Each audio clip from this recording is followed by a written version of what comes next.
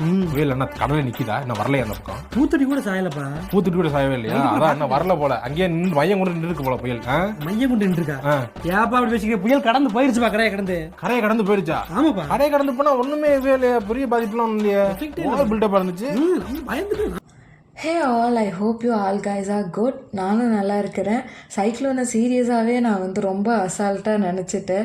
As usual morning போல் எப்பயும் நான் வந்து பால் வாங்கிட்டு காஃபி போட்டுட்டு குடிச்சிட்டு உட்காந்துருந்தேன். அப்புறம் ஃபோன் பார்க்கும்போது தான் எனக்கு தெரிஞ்சது கண்டிஷன் கொஞ்சம் மோசமாக தான் இருக்குது. நெக்ஸ்ட்டு 2 to 3 டேஸ்க்கு வந்து சைக்ளோன், மழை, காற்று இந்த மாதிரிலாம் இருக்கும். எதாக இருந்தாலும் முன்கூட்டியாக வாங்கி வச்சுக்கோங்க அப்படின்னுலாம் நான் பார்த்தேன். ஆனால் நான் என்கிட்ட எதுவுமே இல்லையே இப்போதைக்கு. நான் எதுவுமே ரீஸ்டாக் பண்ணலேன்னு கொஞ்சம் ஜர்க்காச்சு. சரி இன்னைக்கு ஒரு நாள் ஓட்டிக்கலாம் பார்த்துக்கலாம் அப்படின்னு சொல்லிட்டு காலைல தோசை போட்டு சாப்பிட்டுட்டு கொஞ்சம் வெதர் பார்த்தேன். கொஞ்சம் சில்னஸோடு தான் இருந்தது. குக் பண்ணவும் மைண்ட் இல்லை. ஸோ ஆஃப்டர்நூனாக பீஸா வாங்கி சாப்பிட்டுட்டு படுத்து தூங்கிட்டேன். ஈவினிங்காக டைப் கிளாஸ் போகணுமே எழுந்தேன். அப்போ தான் ஆமாம் வெதர் ரொம்பவே சரியில்லை. சரி எல்லாத்தையும் வந்து ரீஸ்டாக் பண்ணி போனேன். டைப் கிளாஸ் முடிஞ்சு அடுத்த கையோட நான் சூப்பர் மார்க்கெட் போயிட்டு எனக்கு வேணுங்கிற திங்ஸ் எல்லாத்தையுமே நான் வாங்கிட்டு வந்து வச்சுட்டேன்.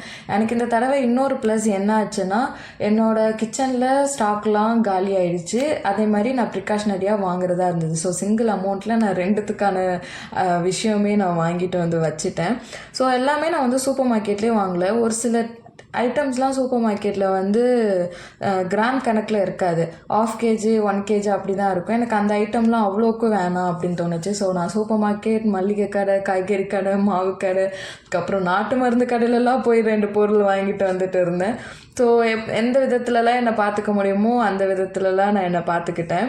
எனக்கு இந்த திங்ஸ்லாம் வந்து எனக்கு கண்டிப்பாக ஒரு 2 to 3 வீக்ஸ் வரையுமே வரும்.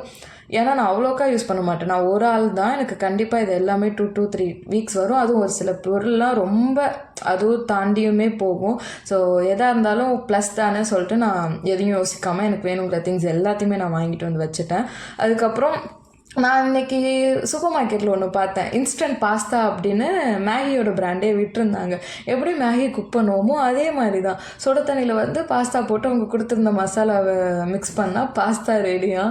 இது நல்லா இருக்கே அப்படின்னு சொல்லிட்டு அதையும் ஒரு பேக்கெட் வாங்கிட்டு வந்து வச்சுருந்தேன் வீட்டில். சரி இன்னும் என்னைக்காச்சும் சாப்பிடணும் போல் இருந்தால் செஞ்சு சாப்பிட்டுக்கலாம் அப்படின்னு சொல்லிட்டு.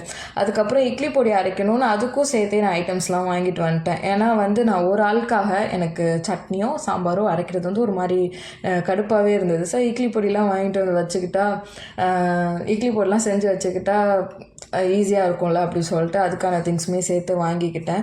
ஏன்னா இனிமேல் ஒரு வாரம் இல்லை 2-3 வாரத்துக்கு எது வந்திருந்தாலும் என்ன அசையாமல் இருப்பேன், கொஞ்சம் பயப்படாமல் இருப்பேன். எல்லாத்தையும் நான் ரீஸ்டாக் பண்ணிட்டேன் அப்படின்னு சொல்லிட்டு நைட் எனக்கு ஹெவியாக வேணான்னு சொல்லிட்டு லைட்டாக சாம்பார் சாதம் மட்டும் செஞ்சு சாப்பிட்டுட்டு தூங்கிட்டேன். மறுநாள் காலைல தான் எனக்கு ஆப்பே.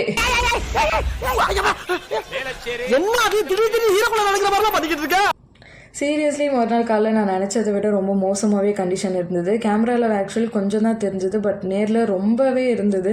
நல்ல வேலை முன்னாடியே ப்ரிகாஷனரியாக இருந்துட்டோன்னு தான் தோணுச்சு. எல்லாம் பார்த்துப்பா, ரொம்ப நன்றி.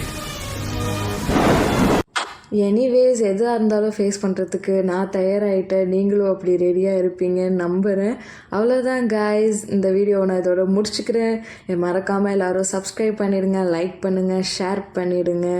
அதுக்கப்புறம் சேஃபாக இருங்க. பாய் பாய். பாய் பாய், டாட்டா, குட் பாய், கயா.